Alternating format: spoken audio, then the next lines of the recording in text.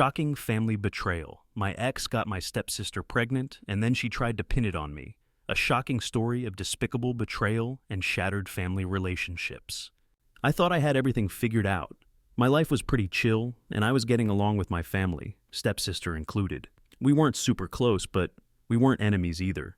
That was until one night everything fell apart. It all started with a drunken mistake that ended in betrayal, secrets, and a crazy attempt to pin a crime on me. I never imagined I'd be in a situation where my ex would get my stepsister pregnant, and then try to make me the scapegoat. Trust me, this is a story you have to hear to believe. Part 1. The Setup. Life before the storm. I guess I should give you some background first. My family dynamic was a bit complicated. My mom remarried when I was 16, and I got a new dad along with a stepsister, Katie. Katie was 2 years younger than me, so I always kind of saw her like a little sister.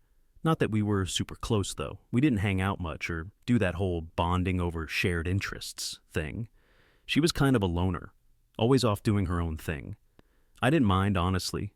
It was peaceful, and we never really had any major issues. But things got a lot more complicated when my mom and stepdad split up about a year ago. My mom was devastated, and to be honest, I felt bad for her. She had been trying to make the marriage work for years, but my stepdad had, well, let's just say he wasn't the greatest guy. But Katie took the split pretty hard too. She had spent a lot of time defending him, and now everything felt like it was falling apart for her. I won't lie, I felt a little relief when they got divorced. I had been living under that roof for years, watching my stepdad do some pretty messed up things, and I never felt completely comfortable around him. But when the divorce happened, my mom started seeing someone else. That's when things started getting weird. Her new boyfriend Dylan was 10 years younger than her, my age in fact. He was a pretty chill guy, but honestly, the whole situation made me uncomfortable. I mean, come on, he was basically my peer. But whatever. My mom was happy, and as long as she was happy, I wasn't going to complain too much. At first, Dylan and I got along fine. We didn't really have much in common, but he was cool, and I could see why my mom liked him. Things were relatively calm, until one night when I was out with friends and came home pretty late. Part 2. The Night That Changed Everything. So, this is where things really take a turn.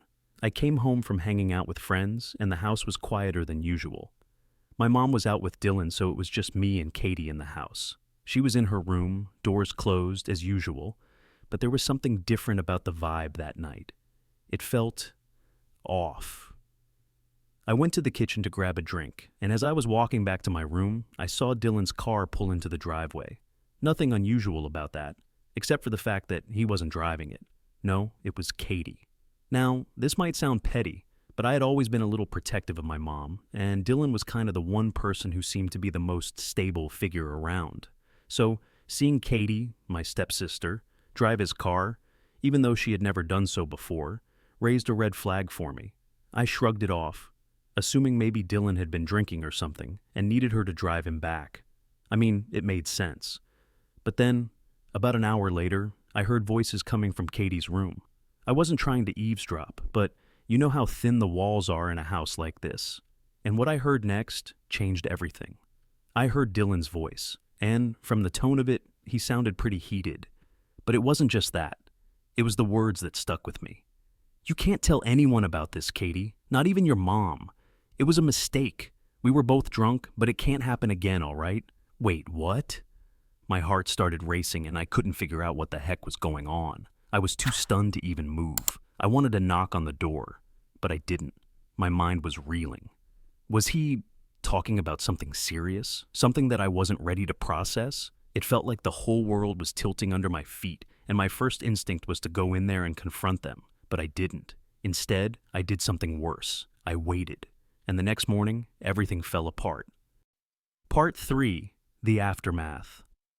A secret that was too big to ignore. The next morning, I woke up to the smell of coffee drifting down the hallway.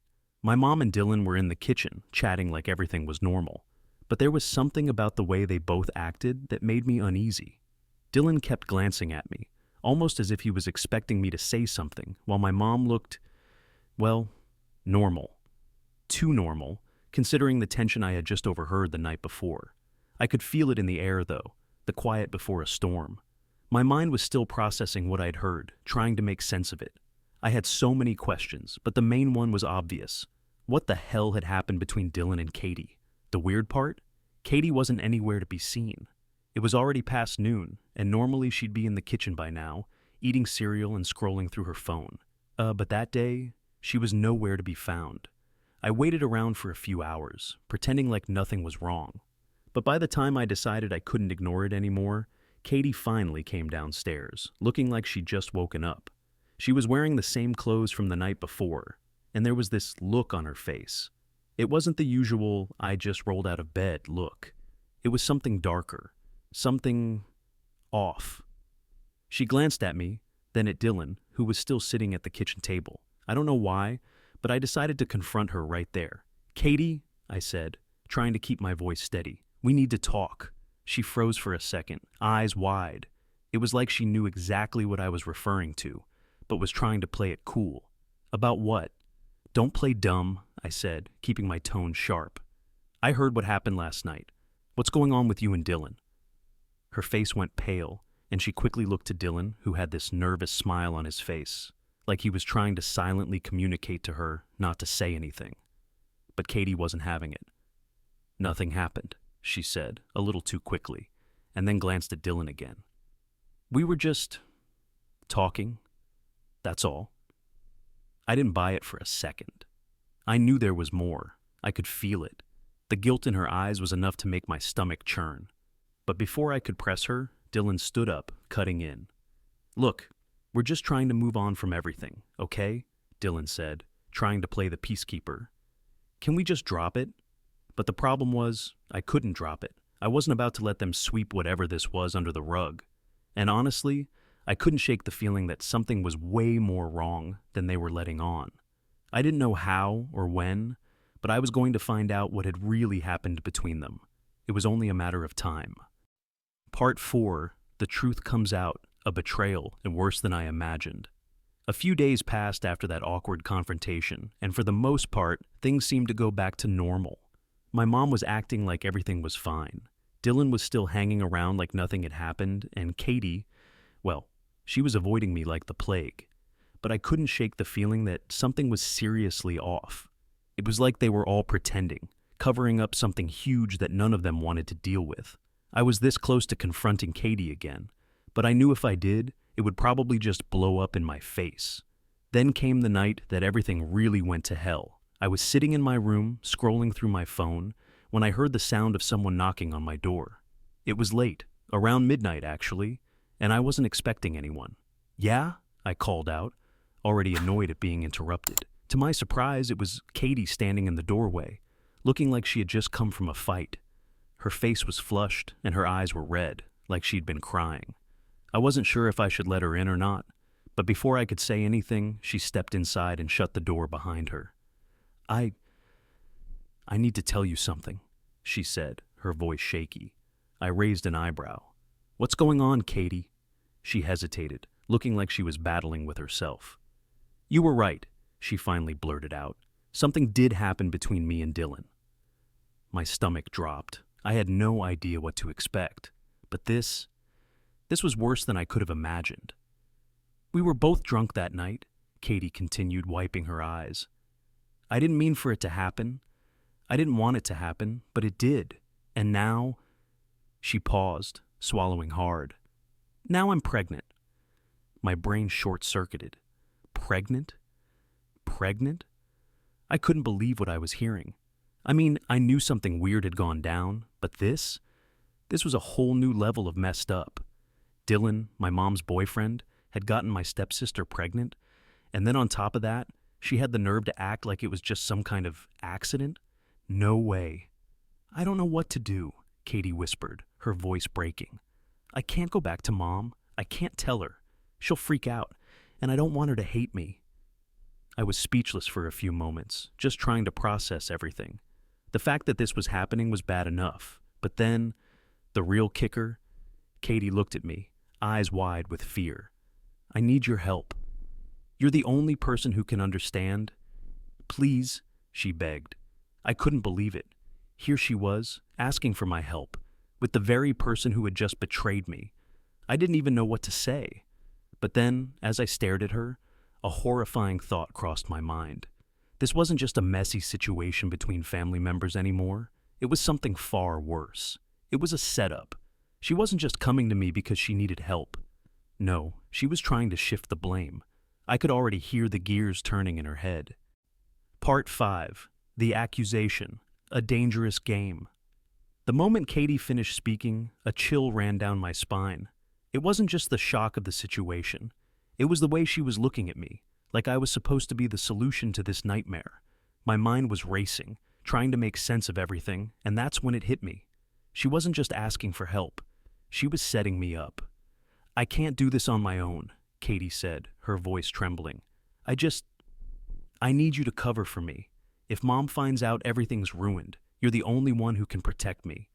I stared at her, speechless for a moment. She was trying to make me the scapegoat, trying to pin the blame for this whole mess on me. It was the only explanation that made sense. She wanted me to take the fall for what Dylan had done. In that moment, I felt my blood boil. I had always tried to be the bigger person with Katie, even though we weren't super close. But this was a whole different level of betrayal. "Are you seriously asking me to lie for you?" I managed to choke out, my voice shaking with anger. "To cover up for you and Dylan? I can't believe you'd even ask me that, Katie."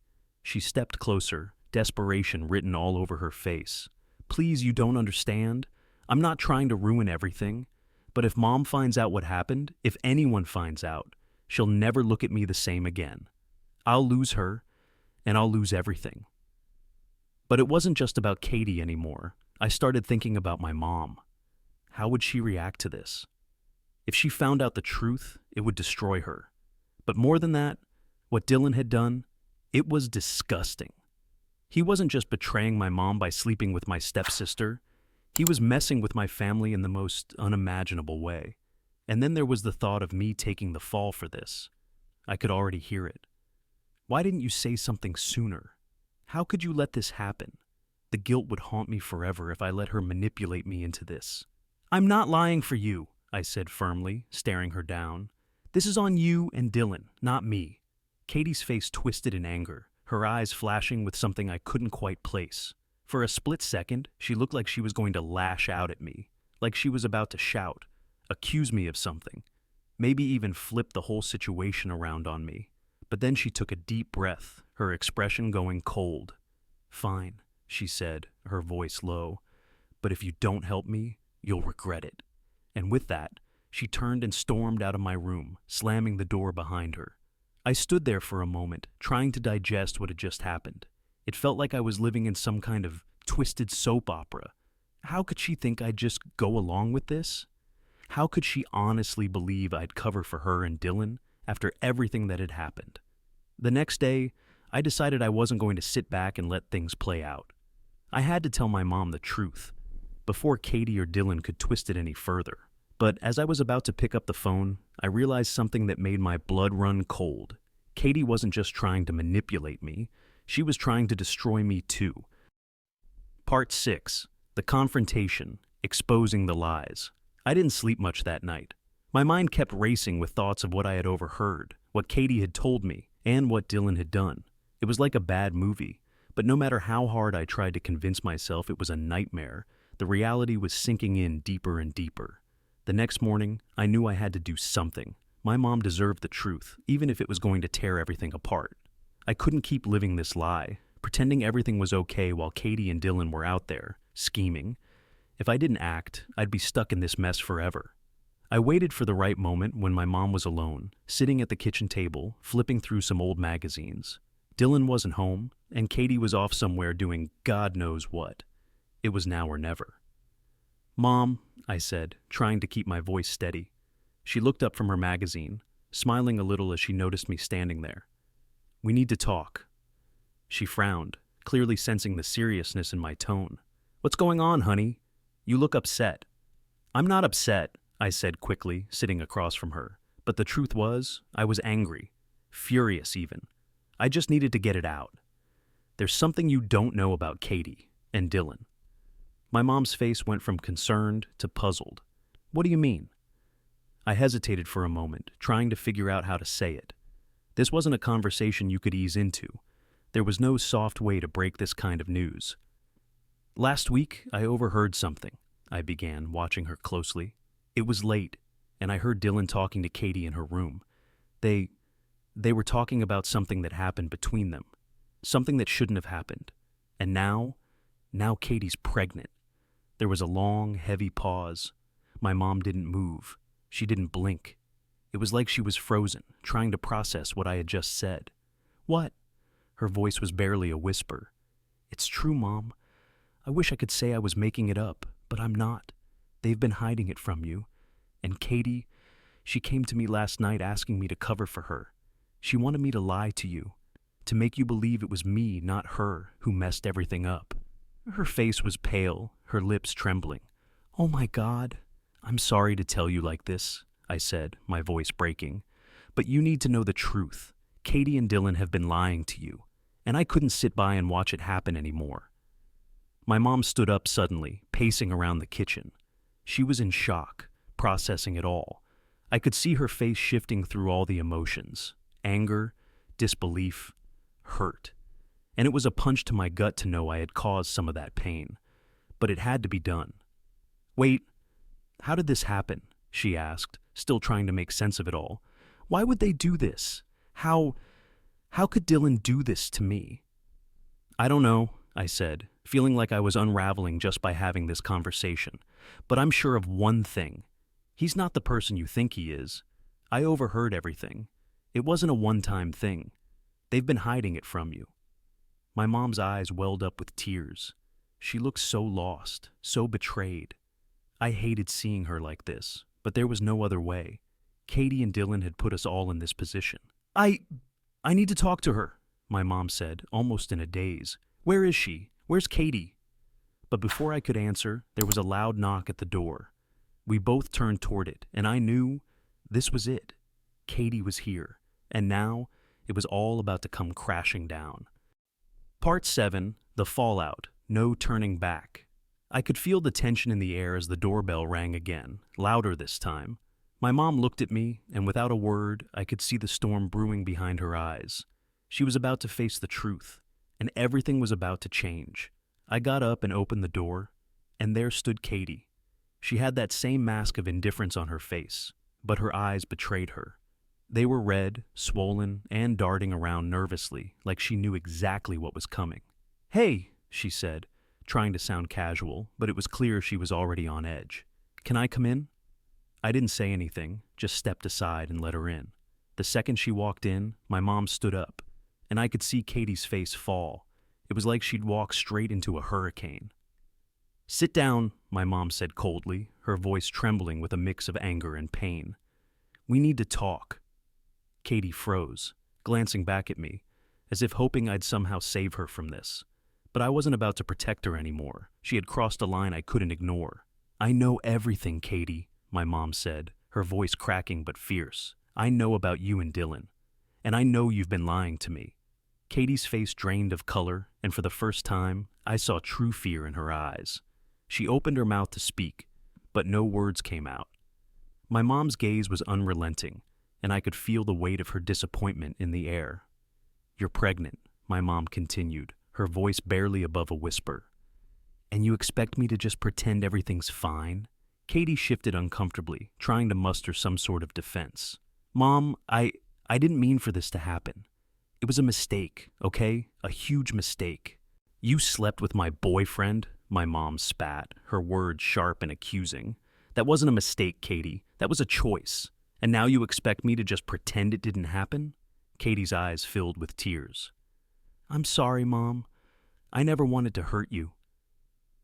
I couldn't watch it anymore. The guilt, the tears, the excuses. It was all too much. So I spoke up, cutting through the silence. She came to me, Mom, I said, trying to keep my voice steady despite the storm raging inside me. She wanted me to lie for her, to say that it was me, not her, who got pregnant. My mom's face twisted in shock, as if she couldn't process what I had just said. What? You wanted her to take the blame? Katie's face flushed with humiliation. I didn't know what else to do. I thought you'd hate me. I thought I could make everything go away if I just... blamed someone else. The room was thick with silence. My mom looked back and forth between us, trying to piece it all together. So, you thought I'd just forgive you if you blamed my own son? Katie's voice broke. I'm sorry. I don't know what came over me. It was so messed up, but I was scared. Scared? My mom's voice grew louder now, her anger and hurt spilling out. You think I'm scared of you? You think I'm scared of this? I'm your mother, Katie, and I'll always love you, but this isn't something I can forgive easily. You betrayed me. You both did. Katie collapsed into the nearest chair, burying her face in her hands, sobbing uncontrollably. But even in her breakdown, I couldn't bring myself to feel sorry for her. Not yet, at least. She had chosen to keep me out of the loop. She had chosen to involve Dylan, knowing exactly what she was doing. It was hard to watch, though. Seeing her in that state, it was like the weight of her actions finally hit her. Maybe for the first time, she realized how deep she dug herself into this hole. Why, Katie? My mom asked, her voice strained. Why him? Why did you have to do this to me? Katie could barely answer. She just sobbed harder, her whole body shaking. I don't know, Mom. I don't know. At that point, I couldn't just stand there anymore. I had to leave the room. I had my own anger and hurt to process, and I needed some space.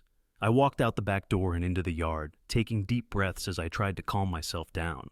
I felt like I was standing in the ruins of my life, looking at everything I thought I knew, shattered into pieces. It's funny how quickly life can turn upside down. One minute, you think you've got your family figured out, and the next, you're knee-deep in betrayal, lies, and a mess you never saw coming. In the end, I had to choose between protecting my family or protecting the truth.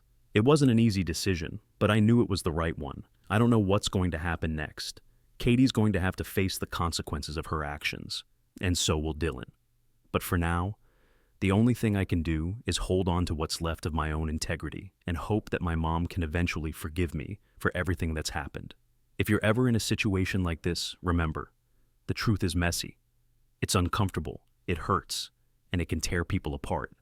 But in the end, it's the only thing that will set you free. So, to anyone out there dealing with betrayal or a tough family situation, you're not alone. Keep fighting for the truth, no matter how hard it gets. And if you've ever felt trapped in a lie or manipulated by the people closest to you, know that you don't have to stay silent. Speak up. Protect yourself. It might just be the hardest thing you'll ever do, but it's the only thing that will truly set you free. If you've been through something like this, drop a comment and share your story. You never know who might need to hear it.